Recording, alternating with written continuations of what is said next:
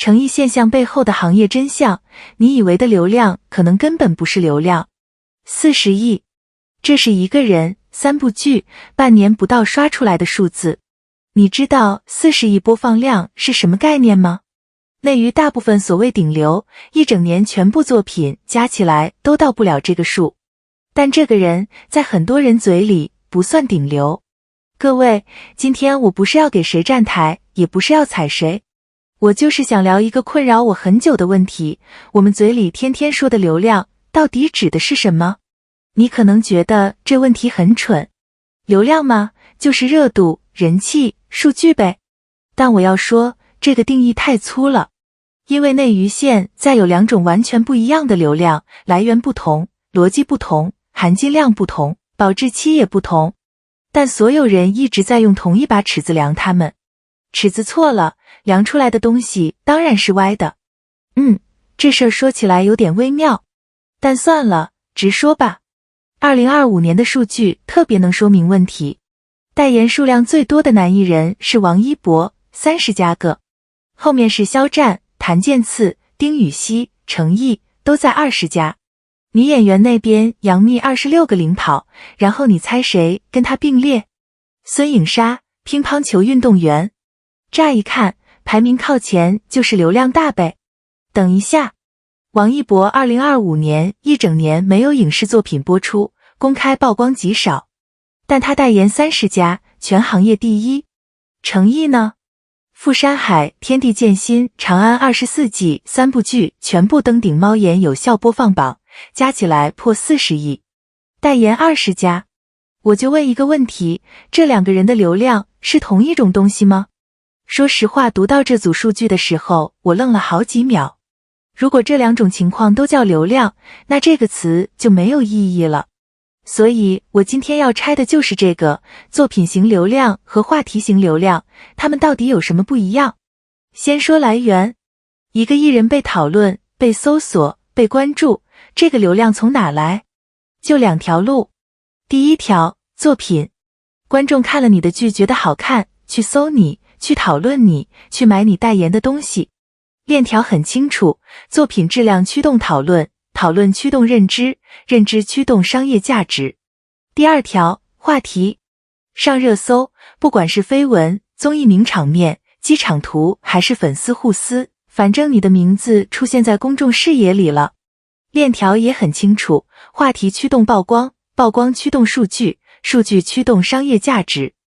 对了，在说这个之前得先提一件事。编剧汪海林讲过一个特别精辟的观点，流量数据最关键的一点就是它可以造假。买热搜多少钱？业内人士说过，低的几万块就能做上去。控评、打头、反黑、做数据，全是经营流量的手段。但作品型流量呢？40亿播放量是观众一集一集自己点开看的。豆瓣8，0以上是几十万人真打出来的分。这个你花钱买不来，或者说买得出来，但成本高到没意义。所以当行业把这2种流量放在同一张榜单上排名的时候，它其实是把真实关注度和经营出来的数据放在了同一个天平上。这公平吗？我觉得不公平。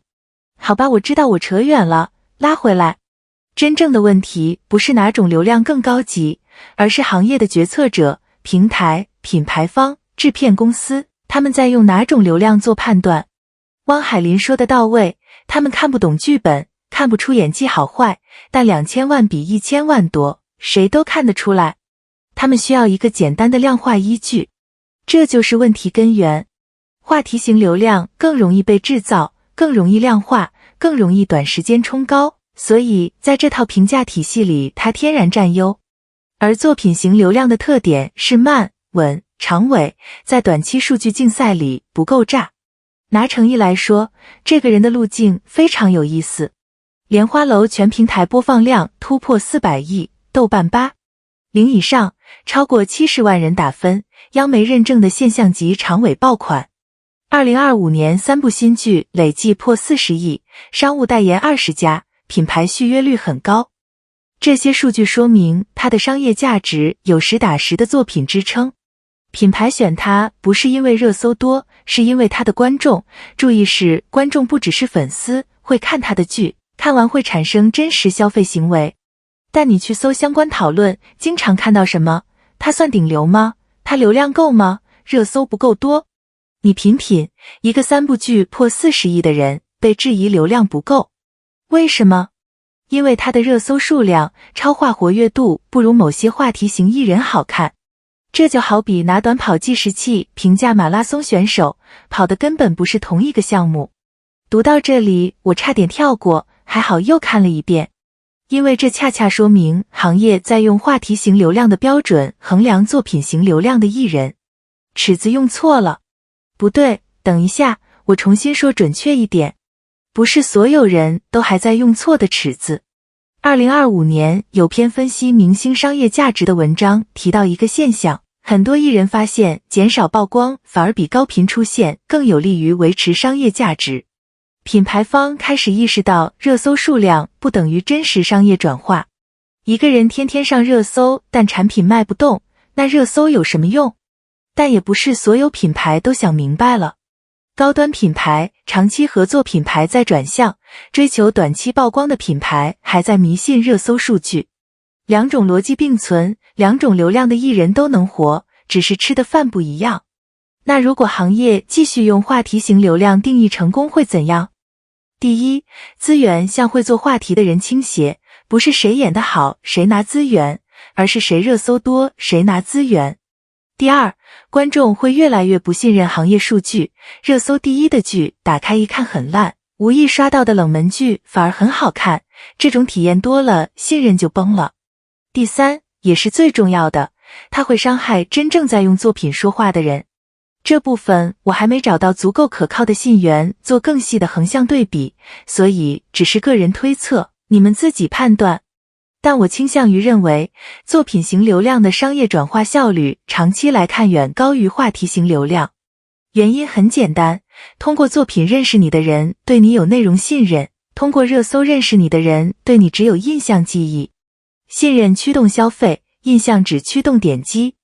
诚意只是这个系统性问题的一个缩影。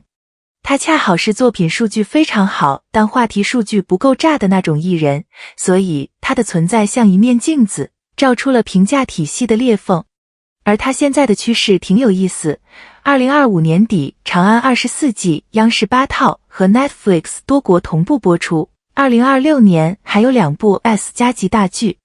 央视加 Netflix 加 S 级资源，说明在真正看作品和市场表现的那套体系里，它已经被认可了。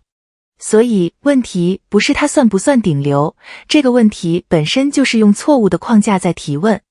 真正的问题是内娱什么时候能建立一套区分两种流量的评价体系。我有个不太成熟的预判，各位听听就好。我觉得这个转变已经在发生了。品牌方越来越看重续约率和长期转化率，平台越来越看重完播率和会员拉新，央视和主流渠道越来越愿意给作品数据好的艺人背书。这些信号累积到临界点的时候，行业的尺子就会换。到那时候，作品型流量的价值会被重新定价，往上定价。我可能说错了，但根据目前的趋势，我倾向于这个方向。最后问各位一个问题，你作为观众更愿意相信哪种流量？一个天天出现在热搜里，但你从没看过他作品的人，还是一个你可能叫不出名字，但他每一部剧你都追完了的人？这个答案就是市场未来的方向。觉得有点意思的点个赞，有不同看法评论区说，我都会看。下期见。